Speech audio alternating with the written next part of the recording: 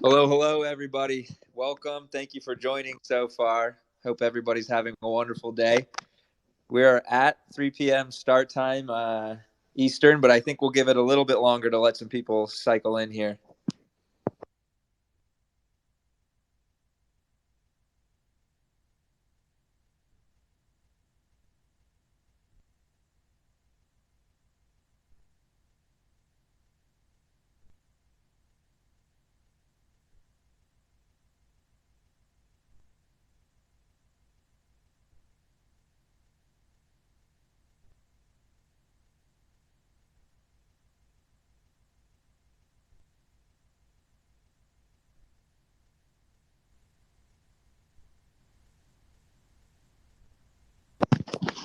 Lima, how are you, my brother? Hey, Queen, amazing space. Thank you so much for hosting. Shout out to everybody who's here. We are mainly fully focused on listening to the community and answering all questions that we possibly can, the length of time for this space to happen. Thank you so much, Queen. Thank you so much, everybody. Dave, Axie Esports, thank you so much, Stuart, Cairo, Lover. Hola y muchísimas gracias por participar. Thank you, Mystic. Lima, thank you for joining, brother. And I think you hit the nail on the head. We have so many awesome people already showing up. I see Dave Versace. I see Mystics. I see Lover. I see Travis. Even Jeff K from the Marketplace team is in here. I love to see that. I think we're going to have a really, really great discussion, guys. Shout out OG Nasty as well. Very excited to see everybody filing in. I think we can probably go ahead and get started here, guys. So, again, just as Lima said, this is a really big kind of conversation here for us to just hear everything that everybody has to say, right? I think that we've had so many powerful conversations over the last couple of days since we first shared some plans for the what the creators program could look like. We're already reshaping things and resizing and looking at what the community most wants.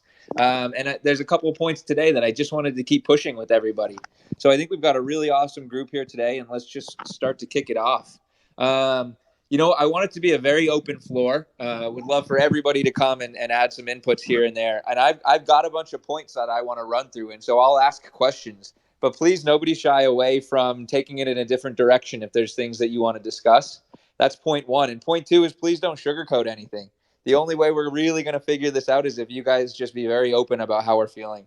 So with that said, guys, let's go ahead and jump into this first point here. I think there's been so many awesome kind of points of feedback and ideas proposed around who should be eligible for a Axie creator program, right? And I can see it both ways. There's an idea of having it be kind of more limited to more battle tested, longer tenured creators, or there's an idea of having it be very open ended, kind of at one end of the spectrum so that everybody can come to participate. And I even had a really interesting proposal today about kind of making it open to everybody. So with that, I'll pause here and would love to invite some people up to share their answers.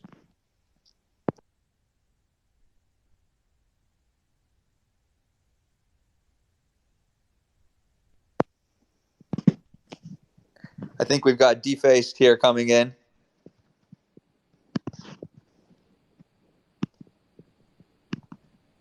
We'll give him a second as he loads here.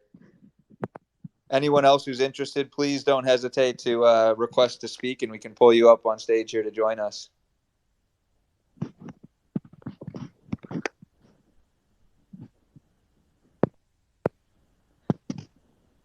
Looks like we might just have some internet connection issues here.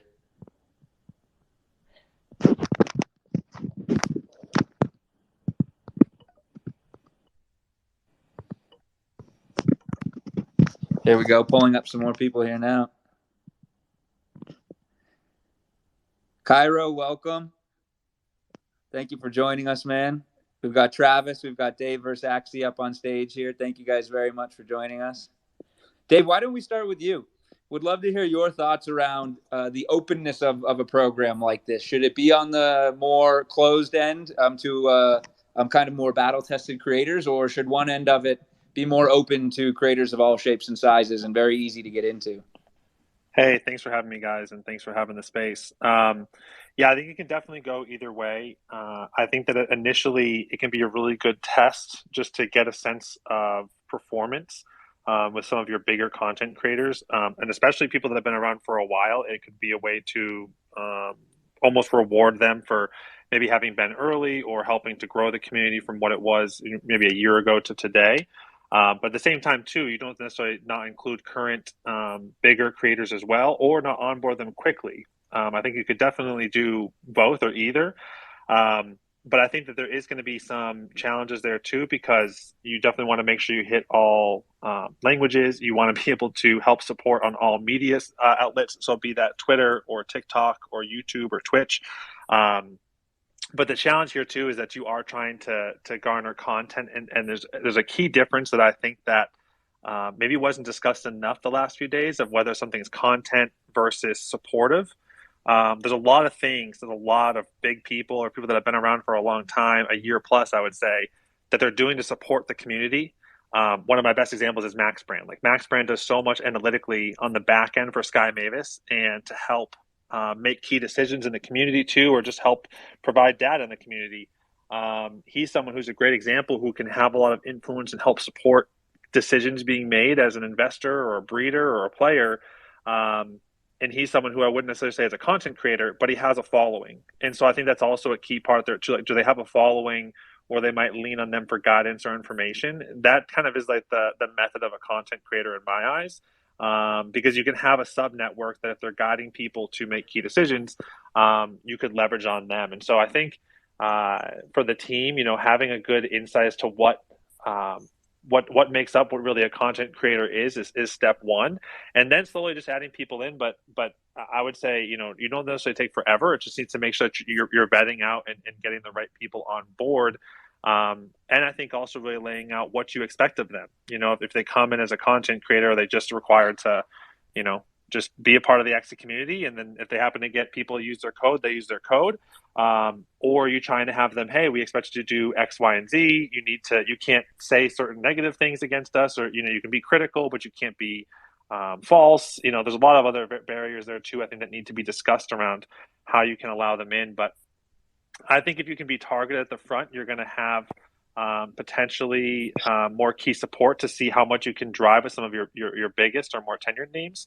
But I think that, yeah, having it being as open as possible is definitely good. It just really depends on, again, what Sky Mavis wants to identify as a content creator.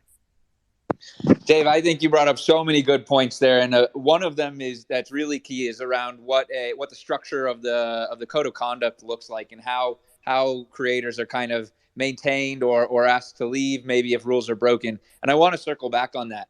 But what I like even more is that you brought up, how do we define a content creator, and how do we allow someone who isn't traditionally what we would think of as a content creator to still participate in some of the value that they're helping to create. That's so critical, and it's a really complex challenge to try to solve for. And one way to solve that I've seen bubbling up from the community just as of this morning is to actually break out the tiering even a little bit more. So originally we had thought about maybe having 3 tiers to the creator system, with the lowest tier still requiring some type of proof of being a creator and some type of application process to enter. What if we add a 4th tier, which is one step below that? Maybe we call that like the Axie Travelers tier. And the Axie Travelers tier is the referral code. That is the creator code. And that's open to everybody. So everybody now has access to that creator code alone. Now, from that point up is where you really start getting access to the Sky Mavis Creators Discord. You start getting merch. You start getting event invites and different kinds of financial agreements. And so that's where it really starts to feel like a creator program. But we open up, like I said, we peel out that lowest tier to give everybody access to the creator code. Now, the thinking there is that it could actually start to really simplify some of these questions around, who is a creator, who isn't a creator. Should groups have access to creator code? Should esports organizations have access to creator codes? Instead, maybe we just allow everybody to have access to creator codes, and then just allow kind of the free market to decide which creator codes end up getting used the most, and which maybe don't get used so much. So I said a lot right there, but what's your reaction to something like that? The only quick reaction I would say is that if everyone has the code, there's no restriction to then using it for yourself. So why wouldn't everyone just take the 1% premium on whatever they're buying back to them? Because you're taking it from the seller. So if I'm going to go spend $1,000 and I could get, the $10 back, why wouldn't I take the $10 back to my account? And with being blockchain, I could make a side account, just tie it to that, call it something different, and reward it to that code system. So I think you still need a barrier of entry. I think there's a lot of things you could tie it to. You could tie it to time. You could tie it to Twitter. Like, you can still have other things they have to then submit or prove, maybe time also in the Discord, just to show that they are, of relevance and they've been there. Because I think that that's really what you want to see from an actual creator. Is you don't just want to have necessarily anyone that can get it, but someone that's at least been around for a couple months, and if they've been making content, they don't just do content twice, but they do content in some fashion, and they can show it, like kind of the proof of their content, and they can have people vouch for that. I think that's where you should start opening up that creator code. But I think the idea of the groups is really cool too.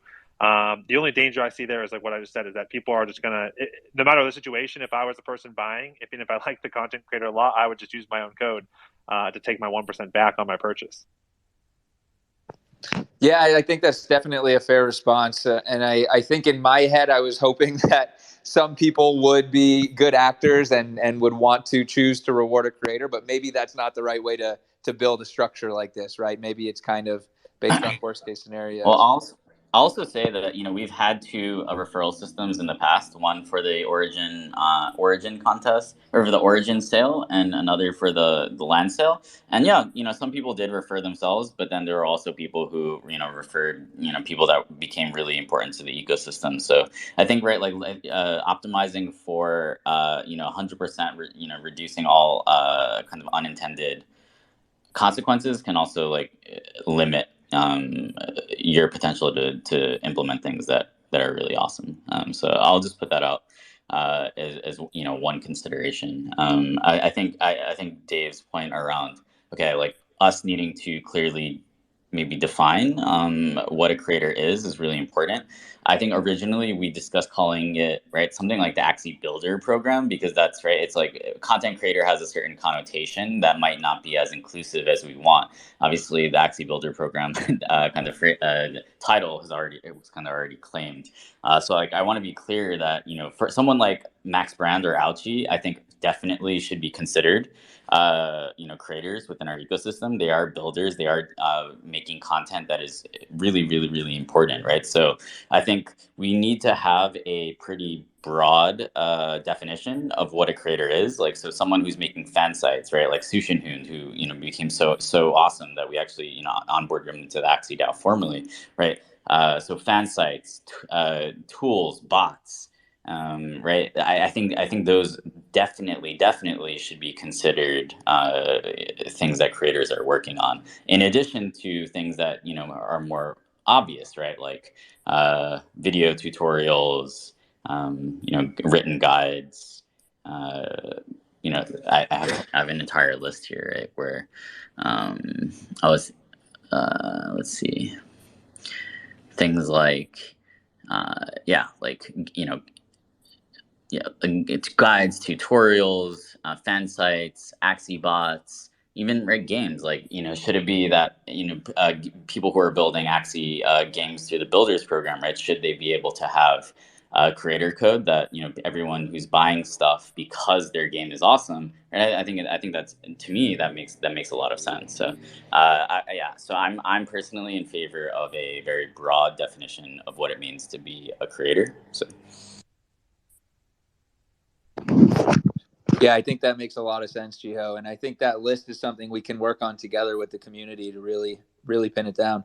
Randcorp, looks like you've got a hand up here. Want to join us? What's going on, guys? I appreciate the time. I just wanted to put out a little bit of a counter to Dave's thinking a little bit. I think everybody should have access to a creator code, not necessarily content creator code, but I think anybody spreading the word of Axie Infinity, like if you're just a casual player and want to tell your friends and want to hand them a content or a creator code for signing them up and spreading the good word, I think you should be able to do that. I definitely think a code of conduct comes with it as well. And when you sign up for a code, you should definitely have to abide by some type of code of conduct from there. But I think it should be open to all people, and we shouldn't get dangerous with trying to gatekeep who can sign up originally, but definitely set community guidelines of how you're supposed to act if you do have one from there moving forward. And then I also think, just like as a perspective from like a small guild owner, we were just jazzing a little bit about this with Quinn, just making sure like if somebody's using our assets to do esports and climb the ladder and do some content creation, we'd love like some type of like sub code where we can kind of share in those earnings in a transparent way with both the content creator and the public and our guild, if we can both provide value to each other. But I also believe, you know, if somebody's using their own assets and they don't really need us, they should, you know, very well go get their own content code, you know. Rancorp, yeah, sorry, Dave. Ahead. No, I was gonna comment on that. Like, I love that. The only thing I would say on that is I think just having a little bit of time tied to it. So, you know, maybe you have to have your Twitter account for a month. You have to have like be in Discord for 30 days, or have played for, you know, 14 days in Axie, something like that. That you've gone through some cycles at least to show that you're there. You should have but you should have already created an Axie account, like you were saying, so that somebody couldn't gamify it and get their own 1%. You should have already had to create an account, and it shouldn't be like retroactive after a certain period of time, so that people can't go sign up for their content creator code. It's just mainly meant for you to spread the word. I definitely agree with that point of gamification you were making, Dave. I think these are really awesome points. I'm writing that down. That's a clever way to start to fix that problem a little bit by monitoring the duration for which the account has been open. Rancorp, I think I heard something really interesting from you as you're talking about the creator code of conduct, right? It seems like it's very important to you to have that be very clear and to start to kind of govern how people interact within this program. What are your thoughts on what that creator code of conduct might look like?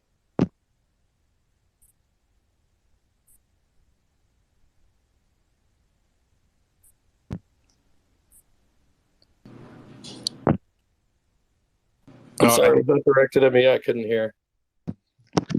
Yeah, that was thrown at you, Rancorp. I'm sorry, but open up to everybody who wants to respond to that. I mean that's pretty much it. I love what you guys are creating here, and I think definitely the content creator code would be great if it could release in tandem with Origin, like I was posting in some of our comments. It would be really nice. Like I'm not much worried about racing to get Origin out. So like if Origin was finished and the devs were finished working on that, it would be fun to kind of communicate with the community like, hey, Origins is finished. We might be able to launch it right now. Press the button if you want us to, like do the tease that Jiho has definitely loved in the past, knowing that it's ready to execute if the community wants it, but also be like, should we wait and get this content creator code thing really hashed out and the devs work on that so they can release in tandem? I think that would be really cool idea, and something that could like be a good way to like provide a little bit of guardrailed governance for everybody in the community as well. So I'm hearing that you would like to see the creator code out in time for Origin to make sure that people can kind of participate from that point. Is that right? Yeah, because it's kind of like it's a great marketing opportunity for all of us. Like when Origin releases, like we're all going to be talking about it. It's going to be everywhere. Hopefully people are signing up for the game. And when they're doing that, we would love to all capture the value that we're working towards and bringing people into that new game that we all love. So I think it's important that we all get a fair start at the same time. I that's just my thinking. So I personally couldn't agree more with that. I expect there to be a nice little bump when Origin does launch, and would love for creators to be able to participate in that. So I think getting this out in time is definitely a top priority. But it'd be interesting to hear what others have to say about that. Travis, Cairo, Z, how do you guys feel about that kind of a timeline? I'll step in real quick. I personally would also like some type of a creator code to be out before Origin comes out. I know on my end, I'm like personally prepping my friends and family for when Origin comes out, and a lot of these are kind of non-crypto, non-NFT people, but just with that free to play, aspect to it, it really opens it up so that it doesn't seem like I'm trying to sell them a product or get them into crypto because I'm a crypto guy or anything. And to have a creator code for that, I think would be super beneficial, and can really set up that opportunity. And also, so for that reason, I'm sure I'm not the only one that feels this way. So having like an open creator code, I think is a better way of going at it. So kind of like when you're mentioning that tier 4, where like it could be as minimal benefits as possible, but just to have something to kind of pin under your name. And I don't know if for tiers 3, 2, 1 and higher, there is some kind of application process. If the effectiveness of your code or how you've been treating your code or using your code could be, part of the process of trying to tier up or, go get kind of reap the better benefits of being a builder or creator, whichever term we might, switch to. I think that'd be cool. Wait, Travis, that's incredibly creative. If I'm hearing that right, I want to check your idea here. It's almost like having that open tier 0, right? Obviously, we need a better term, but that open tier 0 can be used as like testing grounds to really round out the applications for people as they apply to the official tier 1, tier 2, tier 3 afterwards. Is that what you're proposing? That's exactly what I'm proposing. Because if you think about it, anybody can stream on Twitch. Anybody can post a YouTube video. Like there's no gate to it. But for you to actually, become an affiliate or to, be partnered, there is a process to it. So it's open for everybody, but to really benefit from it, you really have to show your commitment, and you really see it as a privilege to have an opportunity, right? So I mean, that's how I would see it. That's how I thought it could possibly go. I'm gonna step in right here real quick and just say that affiliate and partners make no differences in Twitch, so let's not keep up that trend. There is definitely a difference between affiliate and partner in Twitch. You have to apply by a different code of conduct, and you are definitely locked into releasing your content on Twitch for 2 years' time if you make partner, and it has to be on there for 24 hours. No, they don't care. They don't follow that at all. I've dealt with multiple partner channels and multiple streamers. They don't follow that at all. Trust me, as soon as you get bigger, they flex that, and you can also flex your side of what you get paid. Bryce was putting out videos within 6 hours of his Twitch streams whenever he was garnering like 3,000 viewers on Twitch. I don't believe that. Hey, but like they can always take it down. They can always hold him accountable for that because you've signed a contract. Yeah, there's also a lot of users on Twitch. I would definitely be cautious telling people that Twitch doesn't care at all. They definitely action things when they choose to. So it scales as well. The bigger you become as a partner, the more that partnership status matters, and you can leverage it for like front page coverage, bonuses, all sorts of other things, like we did with my old broadcasting studio. So I think there's some learnings there for us as well, but yeah, Travis, I just want to circle back. What an idea! And looking at the spammed emojis, spammed reacts coming through as you presented that, it seems like there's some interest there. So that's something I'll start to shape out, and we can share that some more. I want to kick it over to Oxasiano. I'm sorry, I've seen you around. I've never actually said your name out loud, man, but I see your hand up. Please join us and share your thoughts. Thank you, Finn, for having me. Thank you, everyone. How are you? I'm Oxasiano. I work in support in Sky Mavis, but I'm here talking on my own, not in related to Exita or Sky Mavis in any way. I must say that on the first time I saw the announcement for the creators program, I was concerned about the incentives that the 1% brought, because when I read the notice, like I thought like this is an incentive to sell Axies. So I thought that was not the right approach for it. But when I started hearing the space, and all the opinions of our amazing community, I think that there's one thing that was missing that I want to bring up now, that to every person I have talked in Sky Mavis and Axie Infinity, they always listen to you. Like they listen your ideas, even if they are really far out from what you are doing or what are your responsibilities. So they always listen. and that's a thing that Bryce tweeted about like a couple of minutes ago, and I wanted to reinforce that idea that you are really listened. Like when I saw the communication, I talked with Pickles Fine Emmys about how do you think this goes, and other people of your community, and they always are welcoming to your opinion, even if it's not your responsibility. So I just wanted to reassure you that people from Sky Mavis are listening, that cared about the community, and trying to do things right. So I'm really glad the conversations has moved on from where it started to up to this point where we are now, Quinn. Well, Castellano, I appreciate that so much, brother. What a wonderful thing to chime in with. Thank you, man. So, guys, I think this kind of pivots into probably one of the crunchier parts of all of these discussions. So let's just hit it head on. How should we think about sources of funding for this, right? You know, the original way of thinking was maybe this could come from the marketplace fee adjustment, and that offers a kind of sustainable source of funding for this. Let's fully open this up to discussion. How do people feel about, you know, using a fee increase to fund this long term? Are people fully against that? Should we look at other sources of funding, like some of the ecosystem funds, even though that might be a short term, less sustainable option? I'd love to just get general thoughts on this. Dave, I saw your hand go up. Why don't you kick us off, brother? Yeah, I mean, I'm a huge fan of using it. The current marketplace fee, not adding more to it, for two reasons. One, I believe the Treasury's already been building for at least a year that I've been here. I believe it was building for about 4 to 5 months prior to that. Either way, it's at least a year that the Treasury's been accumulating, and to my knowledge, nothing's been pulled from the Treasury. So, Dave, yeah. I want to jump in with one point. Sure. I think using the Treasury fund specifically for this is actually a different conversation, because the Treasury funds is something we haven't gotten really prepared to touch yet. So that might be a big one. Or generally, do you think that the community on the whole would be okay with us using the Treasury fund specifically for this?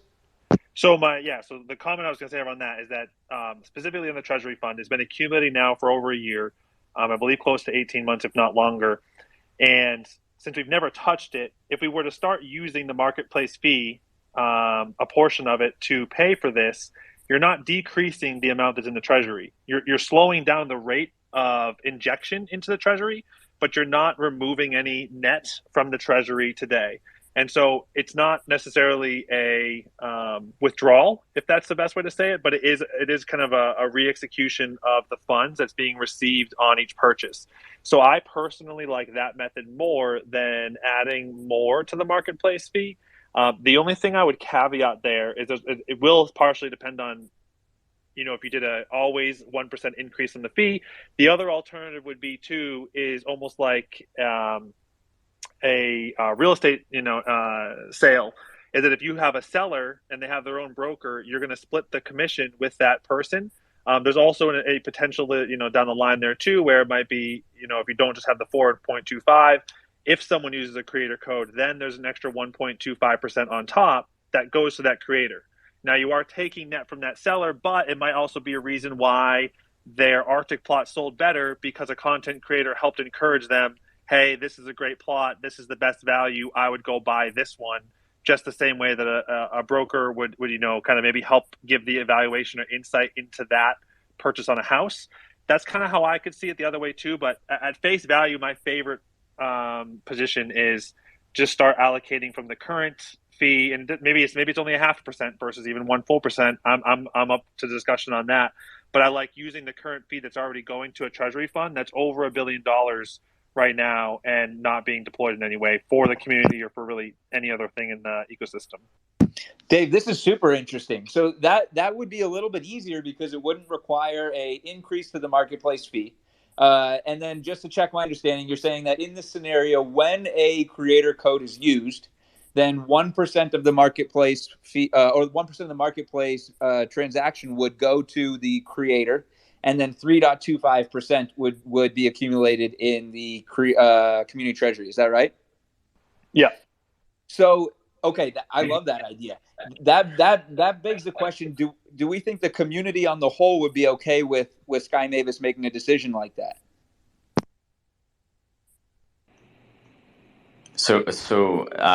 You know, I feel like, right, like the community treasury, right, like we already have this, right, in the white paper, right, expectation that touching it should involve in the future, right, some form of a governance process. But I think one thing that I want to point out is that there is this alternative pool of capital that we can tap into that already has prior precedent and language that Sky Mavis has control over, right? So this is basically the ecosystem fund, and I'm going to read from the white paper right now that so the ecosystem fund will initially be managed by the Sky Mavis core team, and its core purpose is to grow the Axie Infinity community. Right. So basically, right. So we do have this other pool of capital that it's been largely untouched. Right. So what has the ecosystem fund been used for so far? It's been used primarily for the Axis airdrop, which, a lot of people say, oh, that, benefited the early adopters. Right. And that's true. It was taken, the snapshot was taken almost 2 years ago. And then, right, there's also, we're using that to fund the builder program, right? So there has been no controversy around that. Why? Because we were very upfront about the expectation that this is a pool of funds that will initially be controlled and managed by Sky Mavis. It is a significant pool of capital.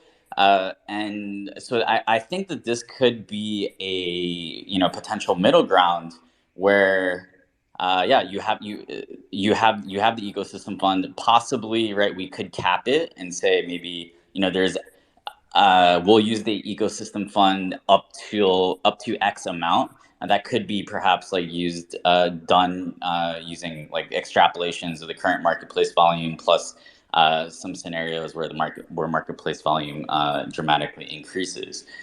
So basically how that would work is, right, like, okay, we use the ecosystem fund is denominated in Axis tokens, right? So, right, people would be using the creator code. It'll kind of show, right, like what amount of marketplace volume that they're driving, and then they could be, right, like given or sent Axis tokens based on the volume that they're driving to the ecosystem, and it could be 1%, right, of the volume that they're driving. This also, interestingly, right, basically aligns our creators more with the rest of the ecosystem by making them owners of Axie Infinity, right? Where we're actually giving them access tokens. So this is something that I've been thinking about, right? We also, like, we did consider this initially when thinking through the plan. One of the pushbacks that we had with ourselves was that basically, right, like we would have to. It's not like indefinitely sustainable, because, right, like it's hard to, it could balloon if if traction increases dramatically over the coming years.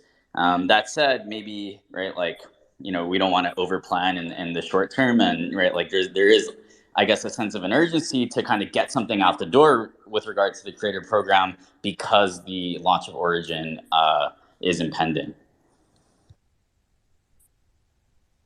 Yeah, I just want to just quick reaction to that. I would say there's two quick thoughts. One is we haven't actually discussed it yet that I've heard of. I know I haven't said anything about it. You also could take the 1% of the market fee, convert it into AXS, and pay the creator in AXS to also give them future governance. But two, we're also not actually net reducing the true community treasury. So here's a good example of that. If Sky Mavis has the authority to increase the amount going to the treasury, then they should have the authority to decrease the amount going to the treasury too. If they then want to choose to reward a 1% creator code but reduce the market fee going into the treasury at 3.25, that authority precedent should still be set that same way. And so we're not actually necessarily even taking away, we're just going to be net reducing how much is going in there. I love the discussion on the ecosystem fund too, because I think there's even another segment in the white paper too that really isn't touched much as well, and there is a lot of AXS still governed and managed by Sky Mavis. So yeah, there's a lot that can be discussed around that too. I just kind of wanted to more put a rebuttal on actually touching the DAO and how to view it or circumvent maybe some of those challenges and conversations that we're talking about with, like, can we touch it, can we do things with it. and how can we help return that value to the creators. Yeah, I think definitely part of a deeper conversation there. I've seen Big Yak Axie Club with their hand up for a long time. I want to invite you to join the conversation here. What up, Big Yak? Oh, hey, not too much, Quinn. Thank you guys for having me up here. I just wanted to say I totally agree with Dave's idea of taking a percentage off of the already in place market fee.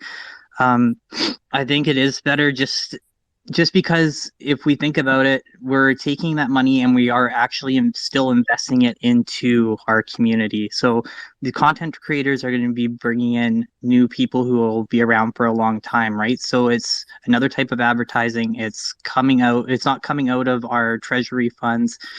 And yeah, that's just kind of my thoughts. Sorry, I kind of went a little bit sideways there. No, I appreciate you joining in. Huge fan of everything you're doing for all the yakologists out there. I'm a big yak fan myself, man. So it's a wonderful thing. Can we know who you are? I haven't done research to find out who you are. Oh, like my Discord name? I'm creator, by the way. Either way, like what your Discord name is. Do you have a normal Twitter? Did you just convert your old Twitter to this Twitter? I love the Big Yak Axie Club. I wish I thought of it because I've been a Yak Maxi since I started, but I love it. Yeah, so my Discord is creator #7471. I don't actually have my own Twitter. This is the first time I've ever even used Twitter, to be completely honest with you. Just trying to get out there and show some love for everybody who likes big yaks like we do. And yeah, it's been pretty neat. So if you ever want to hop on in, we have an invite on our profile. Come in and talk shop.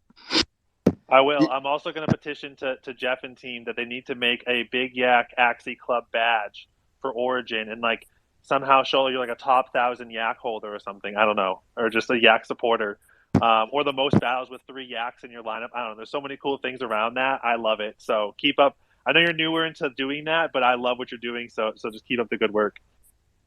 Thanks, Dave. I really appreciate that, man. Sure. Super tangential. Sorry to change the conversation, but I had to say that.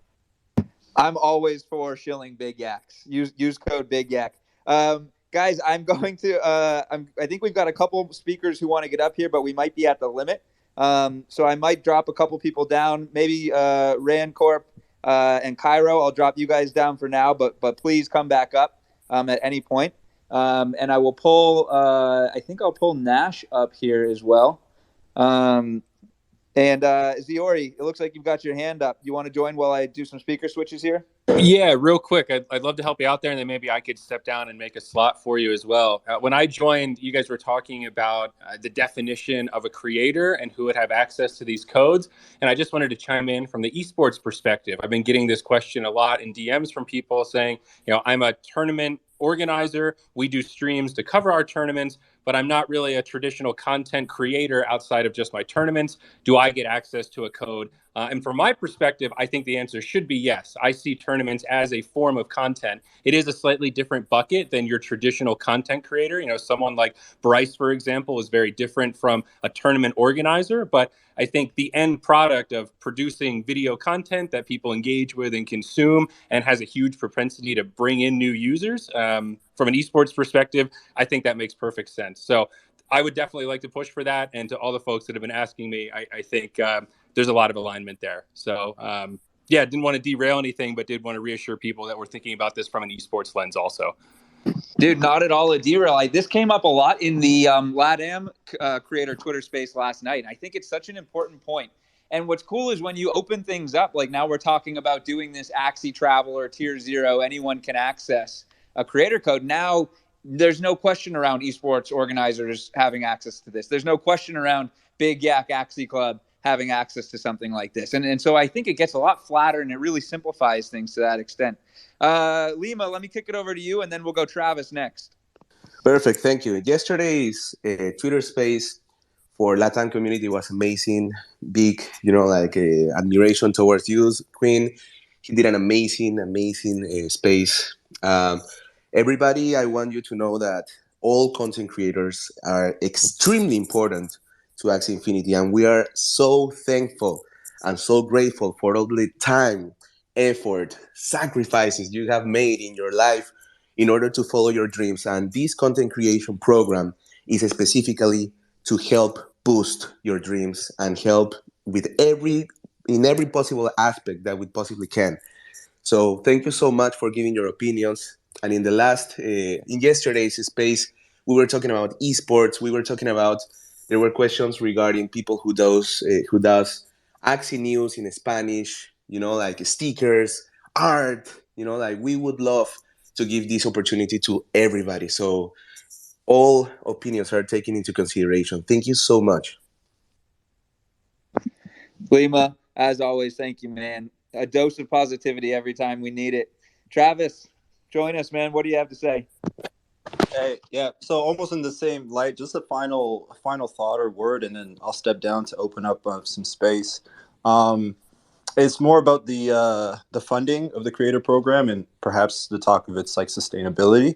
I do like the idea that maybe at the beginning it could kind of get a little bootstrapped by the ecosystem fund with the percentage talk that we mentioned. But I think what a major point is, and it's not necessarily just creator program, but it's just community as a whole, is like we all have seen the community treasury, grow no matter how long you've been in Axie Infinity. And from my understanding, that community treasury is not getting touched, and it's not getting touched anytime soon. And I think with a lot of people believing that in the near future, we'll be diving into this treasury is kind of off railing a lot of people's potential thoughts or to expand in a different way. So I think what would be nice from just this guy Mavis or Axie Infinity in general is to kind of make it clear the future of the treasury and like what it's going to do, and that it's not, I guess, ready yet to be tapped into. And then from there could be more ideas, because it really seems like everybody is looking at a big pool of money and wondering why it's not being used. And the talk of perhaps taking a percentage off what's going into the treasury might bring some ease to people thinking we're not just filling up this thing that we'll never use, we're kind of filling it up a little less and using some of the money. So it's like indirectly using the treasury without really tapping into it. So that what Dave brought up could be a great idea, but just as a final thought of how I think the community would take it if we move. Sure. So what I'll say is, right, like when when the Access token was designed, right, alongside our friends at Delphi Digital, right, the original conception of the treasury is to be this pool of funds where, okay, in the early days, the Access staking rewards are going to be super high, right? So everyone is going to be, properly incentivized to stake their Access tokens and get rewards. However, right, if you look at the staking reward issuance in the Axis white paper, you'll see that staking reward pool is dropping over time, right? I think you guys will remember that we actually had our first staking reward emission reduction in January. So the idea behind the treasury is, okay, as the staking rewards, right, start to reduce, we start to tap into that treasury to basically buttress or support the staking rewards and keep that yield high, which basically creates enough reason for people to continue to stake and lock up their axes. But it's important, though, that when, as we start to tap into that community treasury, that, right, there has to be some work. There has to be something involved where you're not just, getting this passive stream of income from the treasury, but there's actually some work, some voting, for example, involved in order for you to actually claim those rewards. And that's really important for a variety of different of reasons. So that is the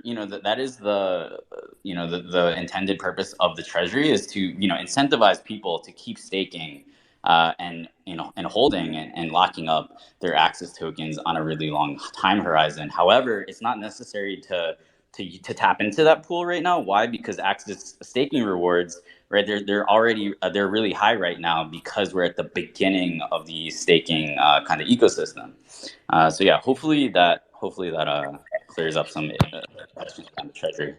I actually appreciate that, because that's for even personally, that's something that I was completely unaware of. Like I I'm aware of the staking and how the staking reward issuance. Like I try to read as much as I can, and to know that that could be supportive to that, like that's already an idea for me that I can kind of pass on to people who ask, right? So just little information like that really does go a long way, as it as it could be echoed to stop a lot of concerns. But I do appreciate it. I appreciate the answer. I'm going to step down and I'll be listening. Thanks for the platform. Travis, thanks for joining us, man. Hope to get you back up again soon. Next, let's kick it over to Diraj. You've seen your hand up for a while. Diraj, good to hear from you.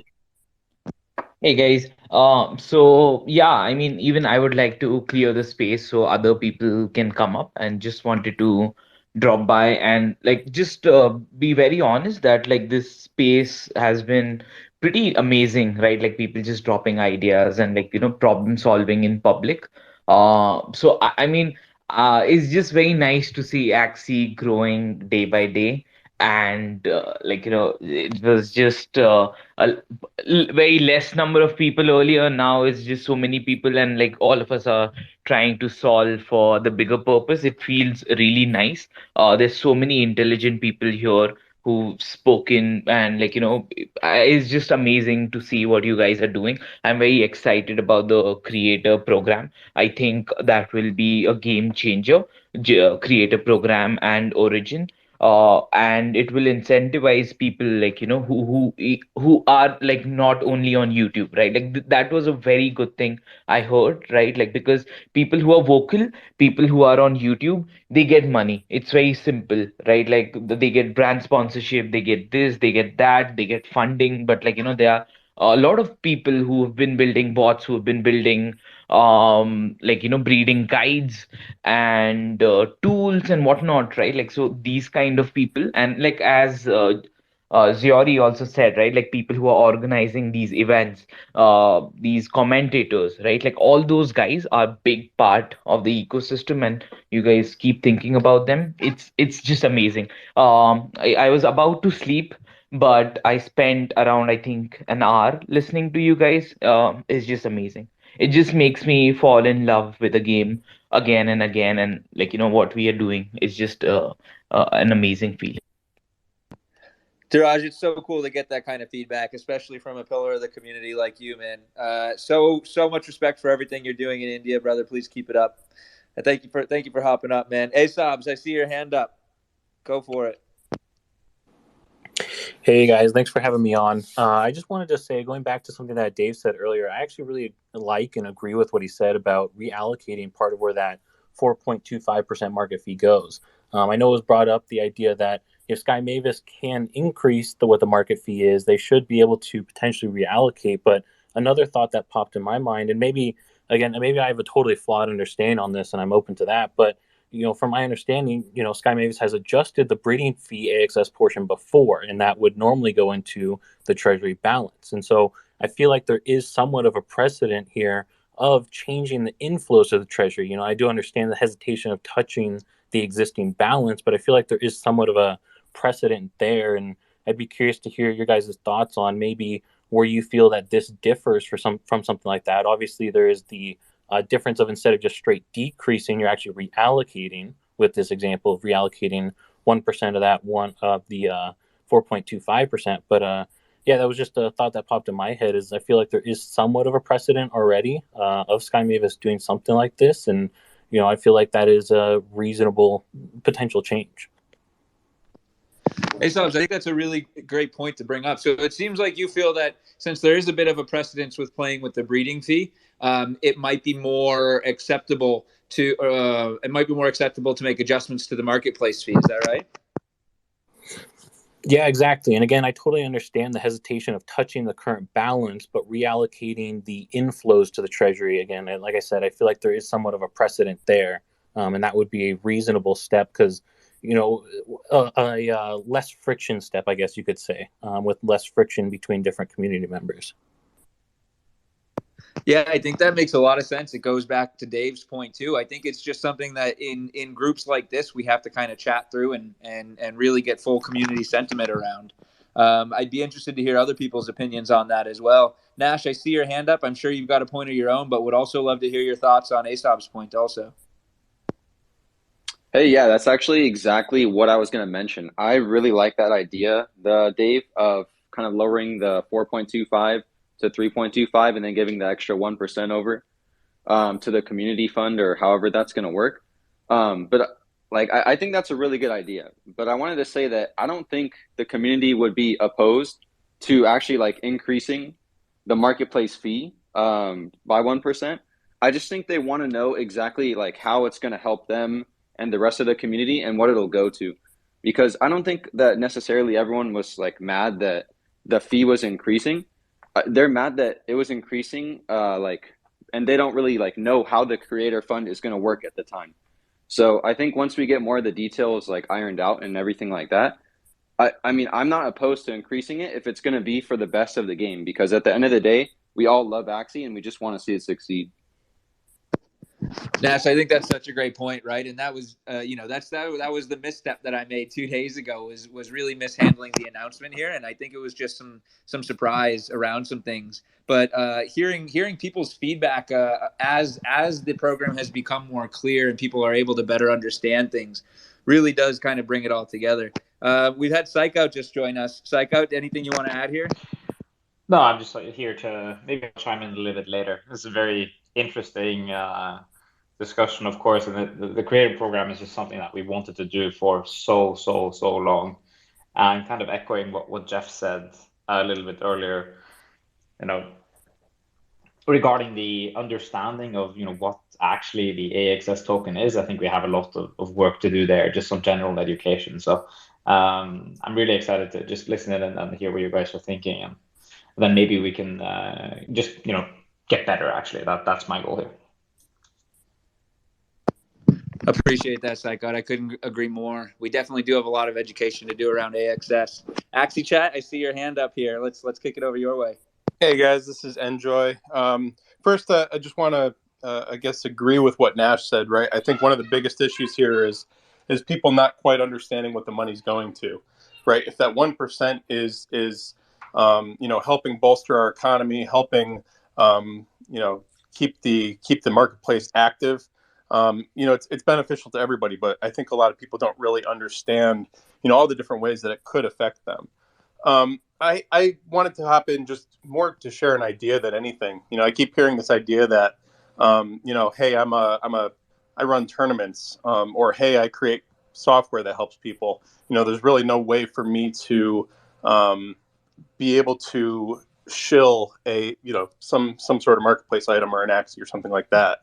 Like, I'm not going to be able to incentivize people to go into the marketplace and buy. I'm wondering if it makes more sense to maybe have this 1% or whatever we land on going into a pool, and rather than send these people directly, like rather than have it result in a buy, like the link click or the entering the creator code resulting in a buy.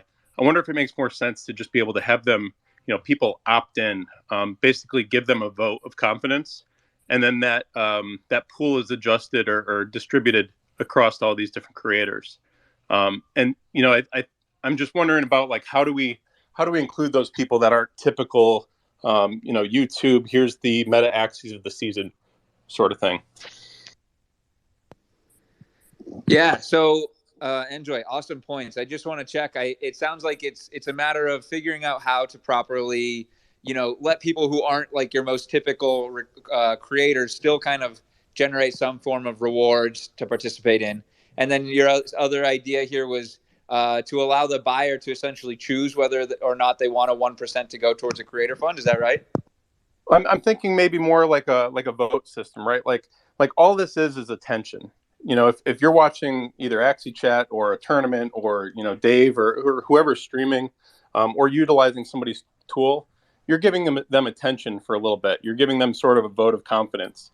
I'm wondering if, instead of having to enter their creator code when you're buying something at point of purchase, maybe while you're listening to them, or maybe while you're utilizing their tool, it just says, hey, click here to give me a vote for the month. And then that creator fund, or whatever that percentage is, gets distributed across the amount of votes for that month. That's really interesting.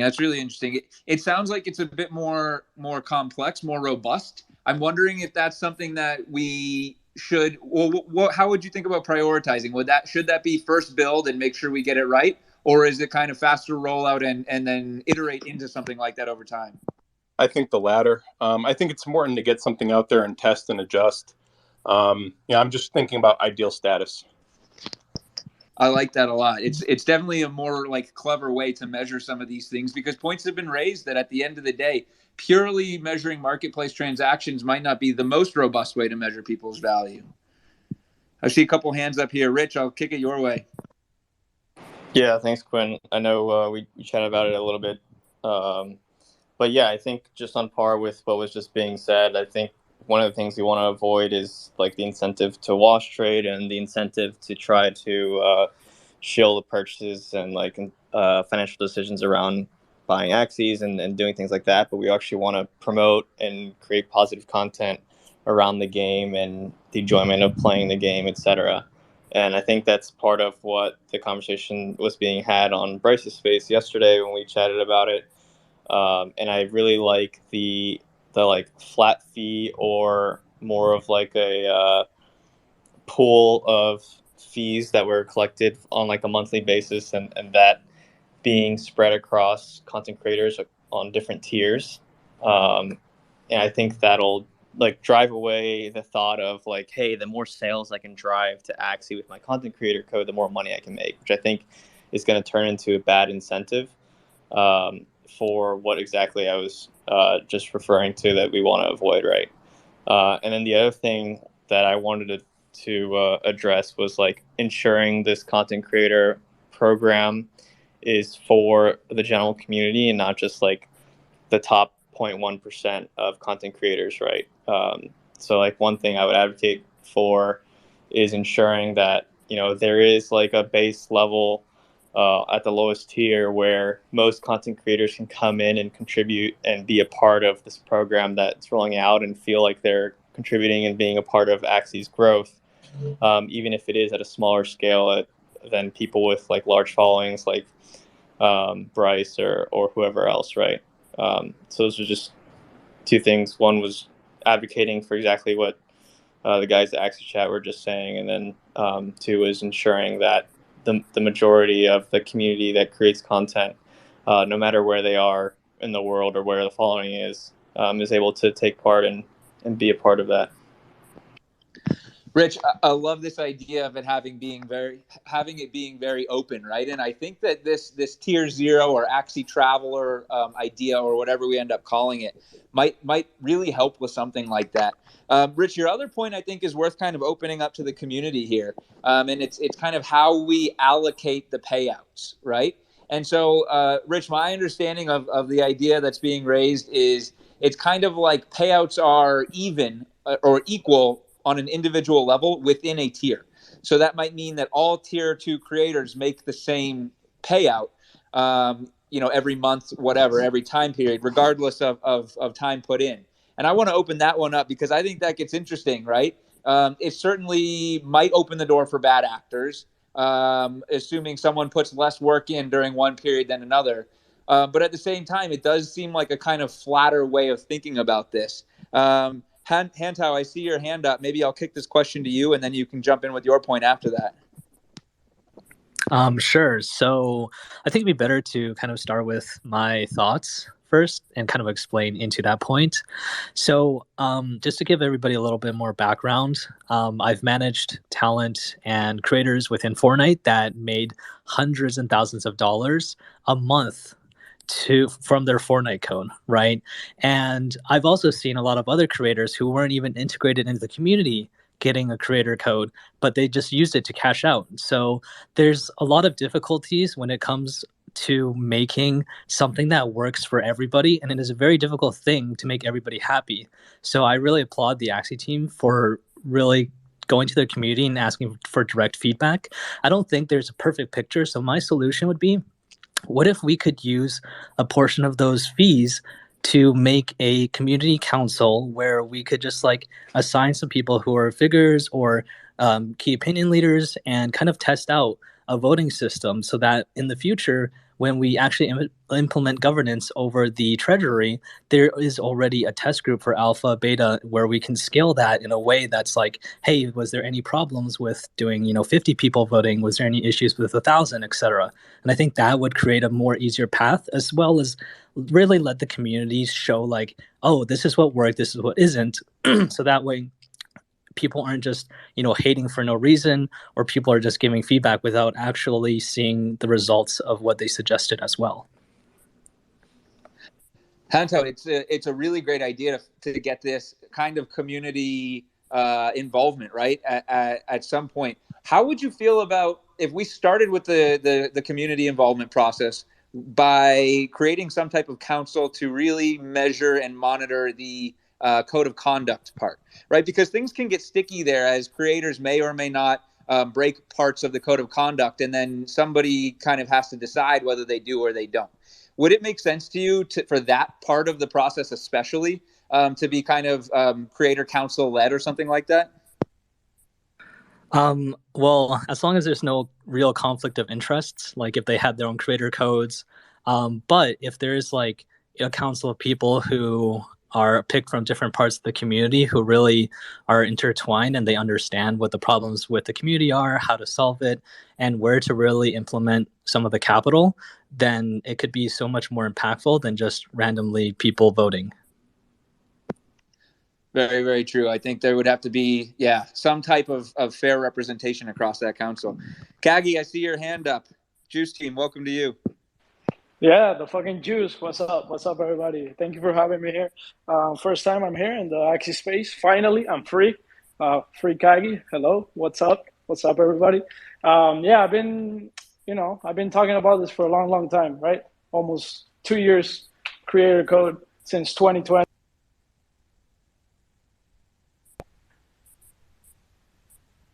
To be honest, but I like what I see right now. Everybody has a lot of inputs here. Interesting points. I do think that the creator code should be directly related to how much effort you put in. Because if you distribute based on tiers, then you have a problem there, because some people are not going to put in the same amount of work, the same amount of juice. And if your community is stronger, then you're benefiting somebody else that might be just chilling back. And they might have a strong community like yours, but not as strong as yours. And then that's kind of not fair, right? So I think the Fortnite creator code system is perfect. Perfect. Because I've been there. I had the Fortnite creator code, and it was great. And yes, there's some people that have creator codes that are not part of Fortnite, but it doesn't really matter. It benefits Fortnite anyway, right? When you use, for example, a creator code like XQC that doesn't play Fortnite, it doesn't really matter. It interconnects, because that person that used that creator code then tweets about it and says, oh, I use XQCs, and then it's just content for Twitter, content for YouTube, content all across social media. And it doesn't really matter if you don't put that much work into Axie. If you have a creator code and you don't put that much work into Axie, it still helps Axie anyway. So I'm happy to be here and to listen to everybody's opinion here. Cool. So I think the idea around the code is that should be the most flat aspect of the system, where getting that should be like at the base tier. I think the other tiers, right, the benefits attached to those would be more around things like merch, access, maybe like coaching, things like that, right? Whereas so when we were looking at the system and how to create one, we looked at, okay, what are the best games in the world? What are the largest games in the world, and what are they doing, right? So, two of our kind of like role models as game studios, they're not perfect, and they're definitely like very much traditional and kind of have a lot of the issues around the web too. But like we looked at like Supercell and what they were doing. K Manu is actually one of our top LATAM creators, and he was a top creator as streamer, YouTuber at through the Supercell program. And then we also looked at the Epic Games for the Fortnite creator code. And basically a characteristic of the Supercell program is that you do have these tiers. and you get more exclusive benefits, as you kind of go up the tiers. With Fortnite, it's more of a like a flat system where I think as long as you just apply, I think you just need 5,000 followers to be able to apply, and then everyone just gets this flat kind of fee. Creator code with the 5% fee, right? So the idea that we want to do is how can we create a system that kind of merges the best of both worlds with what we've seen here, and also adds our own unique twist because we're building a new type of game. I think the aspect of the creator code should be accessible at the base level, and that was what we planned on.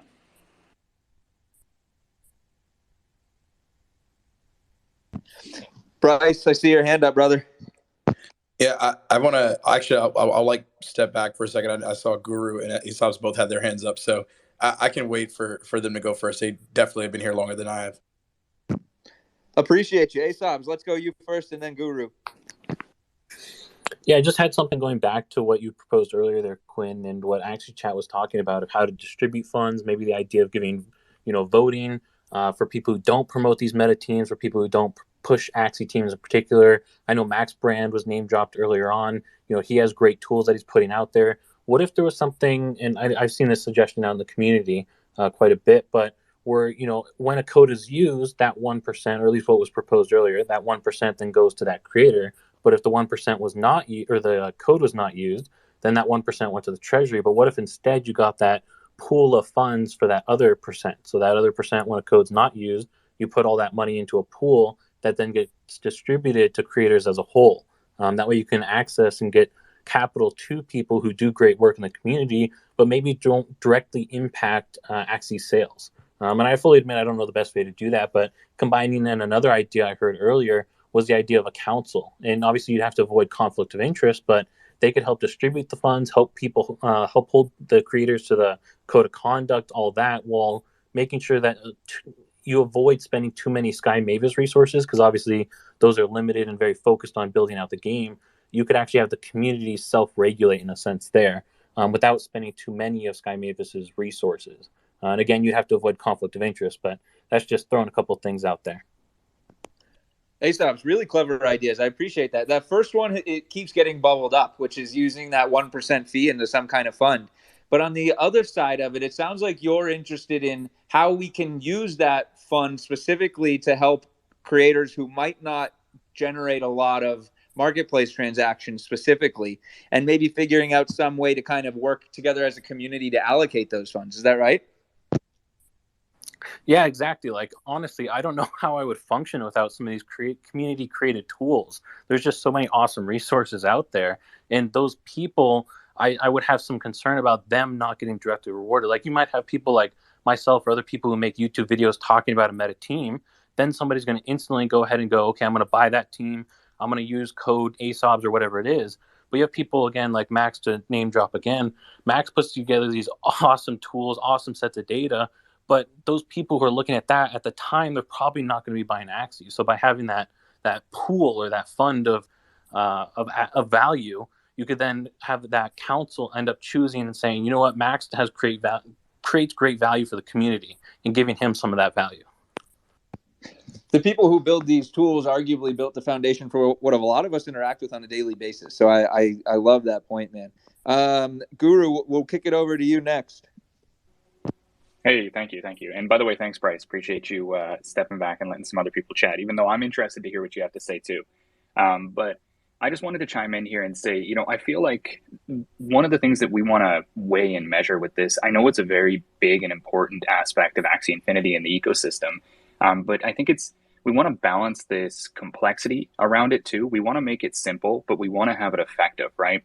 And I feel like one of the things that is being communicated by the community here is that inclusiveness is very important. I also agree that a lot of these tool builders, one is one of my core team members, +1, who built Cerebro. It's a fantastic engine.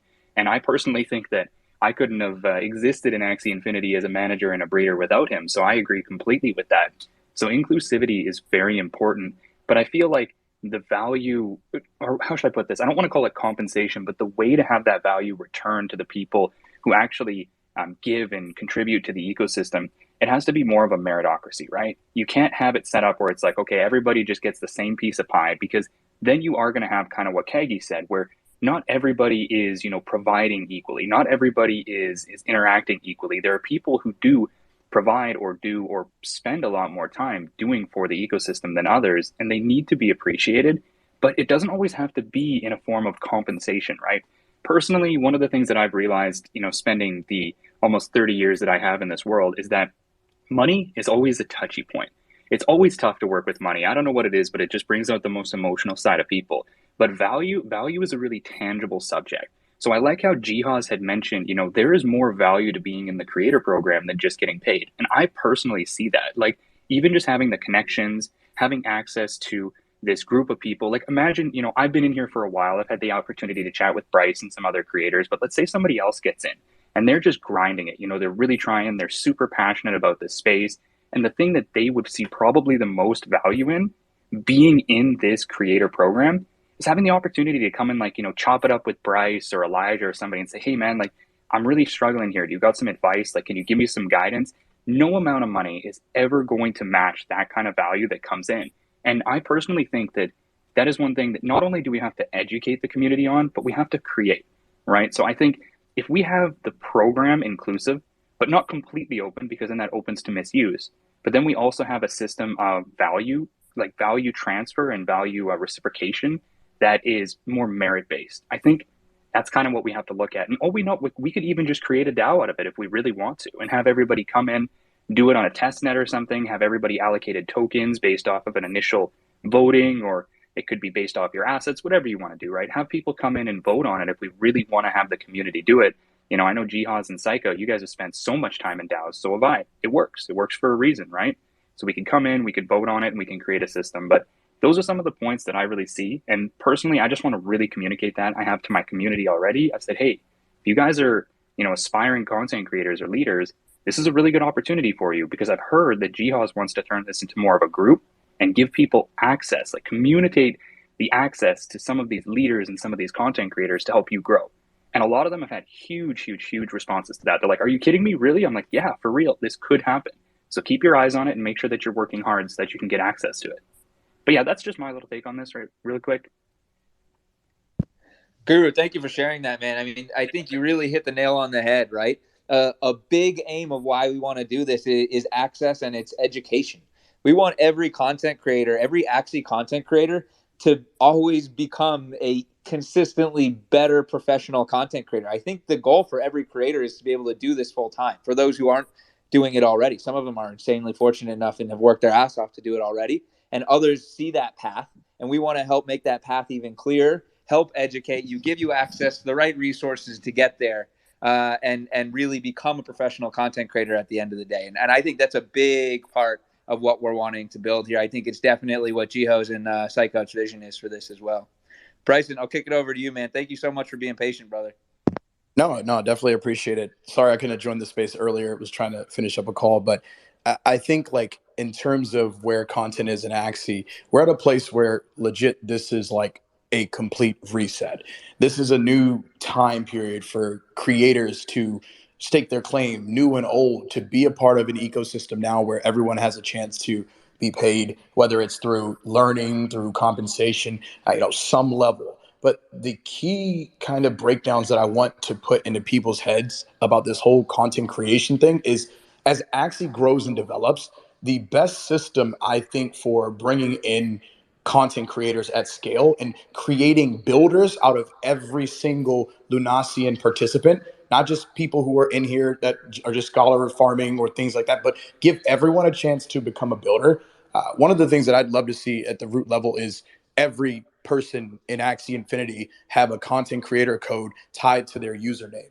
I think that there isn't a space where at the very base level, you shouldn't have a content creator code for everyone, because one, you have OGs in the space who think, they've been around a long time and maybe they haven't made content in a while. Why should they not have a content code? You have people who don't believe having to pay for the 1% uptick in the market is a good thing. So why don't they get a content code? And then on top of that, we're in a space where at the end of the day, how do we go about onboarding more gamers from Web2 audiences It's giving every single participant a content creator code from the start so that they can stake their claim and they can start building. Give people a choice whether or not they want to do content or not. Because I can't sit here and say I know the right way to judge whether or not somebody should be in the base level of a content creator program. You're telling me that, I should be able, or somebody else should be able to pick what is considered content and what isn't, or what is considered good content versus bad content. There are videos where people say things that aren't so great about Axie. They're still content creators. They should still have a voice in the ecosystem. And then there's people like myself who love the game and speak its praises. And I think that everyone should have an inclusive start at the base to decide whether or not they are content creators. And then beyond that, yeah, you can have more tiers and levels to like really push people forward in terms of, okay, you've reached a certain, metric, and then you kind of move the needle forward. But at the root level, I mean, Rich hasn't streamed in months. That doesn't make him not a content creator because he hasn't streamed in a while, when he used to stream regularly a long time, the same time as myself, Dave, and some others. Like, I just don't think that there's a space where Axie Infinity grows and onboards the next 1 million Web 2 gamers into Web 3 if we don't give people all the opportunity to decide if they want to be content creators or not. We all want to build. Give everybody a chance to build from the base. Love it, Bryce. Love it. I think that that kind of echoes this Axie Builders kind of tier idea, which, Bryce, I think almost even was proposed very closely from a conversation that you and I were having. So I appreciate you kind of ideating that one. All right, so I think I saw a hand up with Tendo. The hand's gone down now. Stage is open if anybody would like to share some more thoughts here. Tendo, the hand went back up. Join us, brother. Thank you. I appreciate it. And I want to thank all of you guys for allowing me to speak, and all the amazing community leaders, content creators. Thank you for the dev team for being so transparent, actually having this discussion. Coming from traditional Web 2 gaming, there's never a time where content creators probably will have the chance to sit down, with the dev team and talk about essentially building a content creator program amongst the community to build something that is truly going to be impactful moving forward. Just to kind of touch on what Hantal, what Rich said, what Axie Chat kind of discussed earlier, is I'm glad to hear Gio said this is more not a focus on the content creator code in itself. Well, am I rugged? We can hear you. Oh, okay. That this is not, more focused on the content creator code, alone. It's more, having these tiers, but having the ability to sort of allow multiple different avenues, different platforms, writers, artists, because I'm sure there's artists that have contributed to, fan art, to infographics, to different things that might not have the same audience. And I definitely didn't want to feel like those that probably should be deserving of, getting some sort of supplement or some sort of impact from what they create, and feeling left out because they don't have the YouTube, the Twitch, the TikTok audience to kind of push. Because there are a lot of people that slip through the cracks that are truly talented, that do deserve to kind of be a part of this program. So it's good to hear that we are setting the standard of just kind of communicating. But I also do think it's going to take time to sort of build. I definitely don't want it to feel rushed kind of heading into Origins, because I keep hearing everyone's like, yeah, we need to push this out to Origins. But we also do need to kind of make sure it's aligned, because like Hantal said, not everybody's going to agree with what is going to come. And I think that's beautiful in its own way, because it's something that we can work toward making it better. But from just my point of view, since I kind of joined the Axie community, and what I have been inspired by other creators in this space was more about the educating, the empowering, the support of the community. That is definitely something that I feel like truly should be a testament to somebody that at least wants to be partnered with Axie Infinity, because a lot of us can go and create content for other games and other things in the NFT space. But if you're part of the Axie creator program, you should at least, reflect the true values, the true nature of what it means to be a builder within this space. So I kind of just wanted to leave it at that and just say, I appreciate every single one of you guys that are here and everything that you guys are doing. Let's continue to grow and build together. Appreciate you, Tendo. Kagi, what do you got? Yeah. What's up, Bryce? We're friends now. That's cool. Yeah, let's go. What's up? I'm gonna go visit you, man. I'm gonna go visit you at your apartment. Anyways, man, I like what you said, that being inclusive to everybody, but at the same time, man, we should have exclusivity. I mean, Axie Infinity at its core is an exclusive community. It's inclusive, but it's exclusive at the same time. So, you know, just allowing anybody to have a creator code for me is like, it doesn't, you know, it doesn't make people go like, oh my God, I want that creator code. When you say, oh my God, I want that, you go and work your ass off. And that's how it happened in Fortnite, right? You couldn't just get it right away. You had to grind your ass off to go get that creator code. So you have a goal, right? And I feel like it shouldn't be that simple right from the start. There should be different tiers, right? For sure, but it shouldn't be that simple. I think there needs to be exclusivity to create that emotions, right? Can I just ask you? More. So my question is then, how do you go about deciding who should get a creator code? I don't think that we should reward people for just spamming a giveaway every day and like engagement farming, when in retrospect you're just engagement farming from the same people who are already in Axie, and you're not actually moving the needle forward. Axie Infinity has enough market share in places like the Philippines and developing nations where everybody wants to play it. What we need is consumer gamers from around the world. You know this better than anybody, Kagi. So my thing is, in terms of how you decide who gets a content creator code, I'm not clear. I don't think I know a perfect way to decide that. But one thing that I can say is that we can't just have it be a thing where people are just engagement farming the entire time and think that they're any better than those who aren't making any content at all. It should just be a point of contact that you can't spam giveaways, because it's just going to turn us into a toxic practice where any up-and-coming creator that does want a chance at being a small creator, carving out a spot in this ecosystem, is then forced to keep up with everybody with bigger pockets doing giveaways every single day, building their brand. Because unfortunately, right now in the space that we work in, giveaways are the quickest growth hack, just like Watch to Earn was a couple months ago. And nobody acknowledged it a couple months ago that Watch to Earn was toxic until now. And then it's changing, and the same thing's happening with giveaways. But see, this is the thing. Two things really quick, and then I'll pass it to Kagi. I apologize. The first was when Watch to Earn first came out, and I brought it up like as a mainstream thing. Watch to Earn was used to vet scholars because I didn't want to sit and go through a Google form of checking to figure out who the best candidates were to stop, so I wasn't dealing with multi-accounting. So the idea was proof of work of having people sit on the stream for 2 to 3 weeks made more sense than having them send me a scam Google link that they could potentially be using the multi-account later on. Now, the next thing that I would say about this is, who is it for us to sit here and say that like anybody can't be a content creator? I mean, Cairo, you weren't creating content in Axie until like I convinced you, and then you jumped into the ecosystem and you loved it. But think about how many users are currently in Axie right now that could create content, and this code could be the starting point for them jumping on this journey.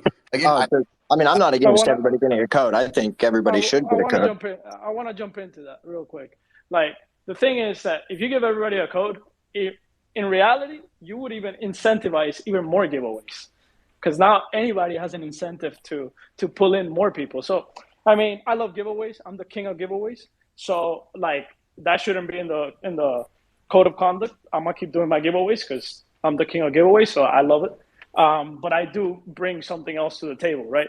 I do content. I bring them into my Discord. I give them value. So. There's a lot of people that but you're also damaging the ecosystem by you doing that. No, dude, giveaways aren't that bad. Calm down. But like, I don't think they're hold on. They're terrible for any content creator that wants to come and make a space. It is what it is. If somebody wants to do a giveaway, let them do a giveaway. But like, here's my question: is what are we gatekeeping from? And I don't like the term content creator code, because like it's really a referral code. Like, if somebody wants to spread the good word of Axie, our game, why should they not benefit from it because they're not a content creator? And Kagi, like, what is the gate that you want to put up, and how would you decide then, if you say this, like, who can and can't get your code, and what metrics and why? Yeah, the metrics of how to get the creator code definitely need to be worked out. I don't have the answer to that. That's 100%, I agree with that. Bryson said it, like, how do we even do this? And that's why we're having a conversation. But I think that not everybody should have a creator code, right? I think it should be, it's not gatekeeping. It's basically incentivizing people to be like, I want that. And by doing that, you're going to get the best of the best. Whoever works their asses off to get to that point, is going to be a better creator than anybody that just has it, right? So you say it's not gatekeeping, but you want to put up a gate, you just don't know where. All right, let me jump in here, guys. Rancorp, I think we might have a mute on your or echo on your end. I'm sorry, brother. Guys, I think I'm kind of hearing something that actually rhymes across everybody. Because exclusivity, right? Kaki's got a very good point. Their exclusivity does kind of temper steel, right? It leads to really strong results.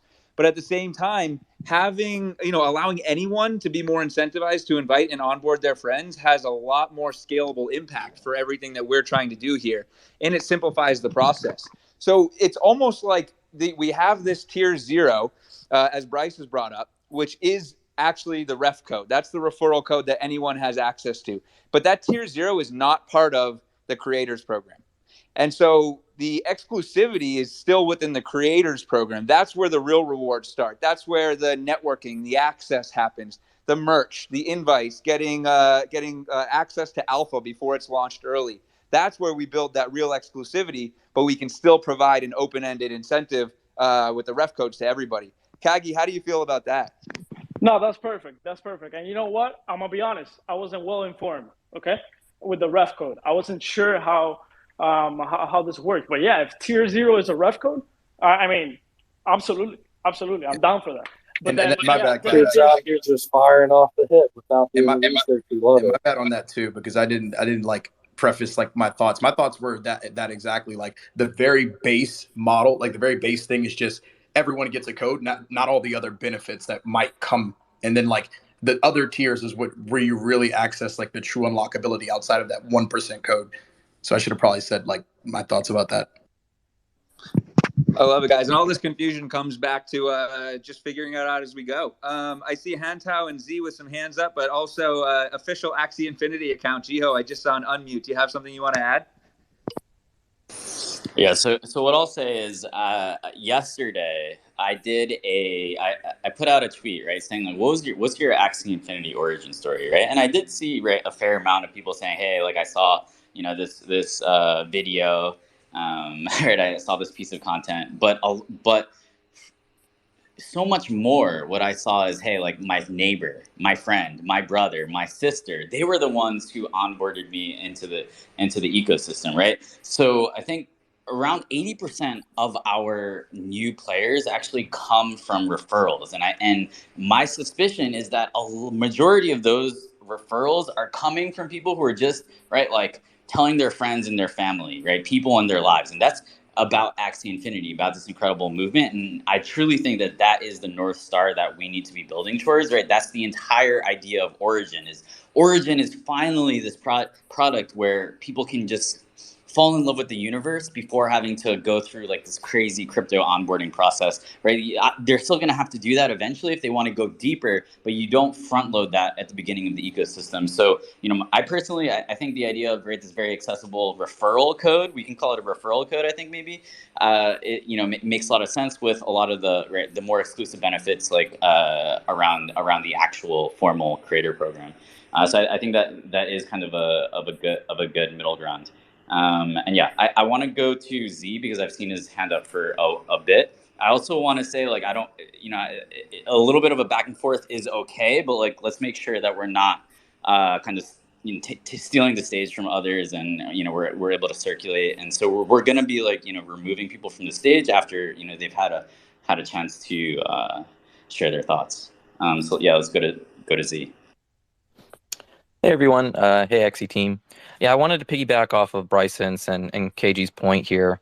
I think you guys have clearly communicated an exclusive creator code. What are in a tier system with that exclusive creator code? What are some metrics that are going to be used as people progress through that tier? And also, do you think a DAO could be useful in verifying new people who want to come in to, be a creator? And also, do you think a DAO could be useful in verifying people as they progress through this tier that you have kind of listed? Z, really figuring out those metrics is a big part of what we're doing in these conversations, man, because it's so important that we figure out how to really measure how creators are progressing and how professionally they're taking their role as creators and the impact that they're having. And so, it feels like it kind of goes beyond things like follower count, and really more into, portfolio of Axie content. And that's both in quality and quantity. It's like a measure of general fit. Values alignment is big. We all know Axie has a certain set of values, a quality of what their kind of application even looked like in the first place. But I definitely think it has to be something that's very holistic. Z, I'm wondering what kind of inputs you would have around that. Yeah, and that's kind of why I'm alluding to the DAO idea that I mentioned, is that you can create a scalable model where you say, hey, like, let's let the community decide what creators they want to, be part of this exclusive creator or code process. And then furthermore, you can have a DAO decide, maybe someone wants to progress to tier level 2 or tier level 3, there could be a vote through, AXS holders or whoever, and they can, decide, the community decides what the best creators and what the best creators are, and kind of their I guess verify their process as they apply for creator codes and progress through the tier system. Finding ways to have really transparency into a lot of that is definitely really important. Is Mystic 7? I see your hand up, or you want to go next? Yeah, just real quick. So it seems like, this is a great conversation around like vetting, who should get a creator code, right? So I just want to share, I have a new YouTube channel that I'm working on. And I just want to share the requirements for monetization on this new YouTube channel. When you start a YouTube channel, you cannot monetize your channel immediately. You used to be able to, you can't do that anymore. Now, if you want to monetize your channel, you need a minimum of 1,000 subscribers, 4,000 public watch hours. And analytically, like those are the requirements, right? And then once you reach that benchmark, then you can always have monetization on for your channel. Like you don't have to upkeep, you don't have to continuously send reports to YouTube to make sure you're getting enough views. You could always keep monetization. So, the conversation around like who should get a creator code versus who shouldn't, I think Bryson has a great point of like, who are we to decide what equals a good content creator? But obviously, this is crypto, right? Like this is a very data driven community and kind of world. And I think that, creating good data outlines, benchmark goals for people to strive towards hitting, feeding on Kagi's point, right? We don't like using this as an incentive for someone to become a better creator and create better content for the community is a great incentive, right? So having some sort of like analytical benchmarks for people to achieve on. Personally, I'm a YouTuber, so I'm very biased on like which platforms I see as more helpful to content creation as a part of a gaming community. But like, like TikTok helps and Twitch streams help, and YouTube obviously is probably the number one platform for educational content. But like, making a tier list, I guess, of which platforms we all think bring the best educational and promotional value to the game, and then analytical benchmarks for creators to reach. And then once reached, creator code is given and is given to them for life or until they get banned from the game and they get kicked out. I don't know how that would work, but like, I just think like YouTube has a great model, and I know that other games have exclusivity models when it comes to creator codes, and I think that they work well as incentives, so that it's not just like a shill fest of a bunch of kind of random people who just got a creator code because like F it, it's Axie, let me like try to make some money off of this. But it's like people who are actually not only interested in creating content, but actually analytically succeeding in creating content and growing their brand and the brand of Axie. So I'm less Axie native and more like YouTube native, but that's just kind of like my 2 cents here. But great conversation and great job on hosting this space, and really excited to see what you guys do with this. This is great stuff. Mystic 7, thanks so much for the input. I think having that kind of data analysis and having it public is not only key for transparency and fairness, but it also gives creators in the program a really clear goal of what to aim for to kind of level up from that point. I think the one kind of question that the community would need to think about is, as given we would want to be very open to multiple platforms, it would take some time to really build something very robust across all platforms. So do we think it's something that's we build in as we kind of grow, or do we try to really nail that from the start? But I think all key questions here. All right, there's 4 hands up. I'm not sure who has been next. Axie explained. Let's go with you. I'm not sure you've had the floor yet, and then we'll go to Axie Infinity Labs after. Thanks, Gwen. Thank you so much. Yeah, first of all, I just want to congratulate the Infinity team and thank you guys for the hard work and opening this up to a forum. It's really fantastic to see that. The open lines of communication. Well done on that. I just have 2 points and then one question, right? The first point being, I'm really for kind of a council or some kind of a meeting of content creator minds or some voting.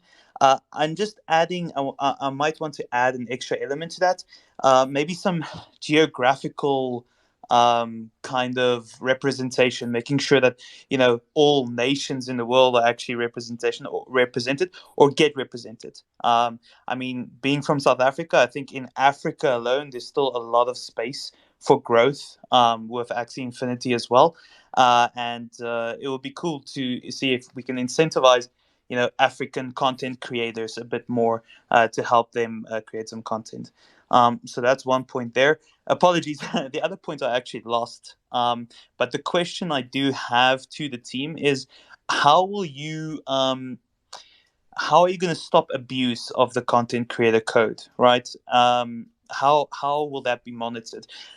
Just the one way I've been thinking about it is, if you get a new whale or someone who has a lot of money and they can quite easily get a content creator code, how do you stop them from creating multiple accounts themselves using the code and buying Axies to basically get a bit of a buyback that way?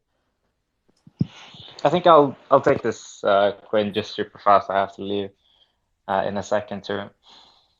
So, in terms of how do we stop bad actors, it's interesting as we're becoming more and more community-led. I think I want to quote Paul or Syntax here, like the community should sometimes police itself rather than everything coming from the top down. In the past, we've been very kind of top down, I would say, taking actions on people that we think, are harmful to the community, which, has had some backlash as well. But, overall, I think, as Mystic 7 said, this is crypto. There are bad actors that sometimes need to be acted on. But ideally, I see the community, policing and Sky Mavis being more of a kind of a judicial arm so that we can enact certain bans or removals from the system. So, that's that is kind of what I wanted to say. I think we're a little bit far off from getting to that point right now, but it's a stretch goal to get to. But yeah, it's all a part of progressively decentralizing what it is that we're trying to build here and turning it into something really community owned. So yeah, that's it. Appreciate that, Psychot. I couldn't agree more. I think we've got Daniel X, who can jump in next. Hey, thanks, Quinn, and appreciate you guys holding the space. But as Axie explained, just said, about a whale coming in and what's to stop them from using their code. It's exactly why I raised my hand in the first place, because I don't see that necessarily as a bad thing.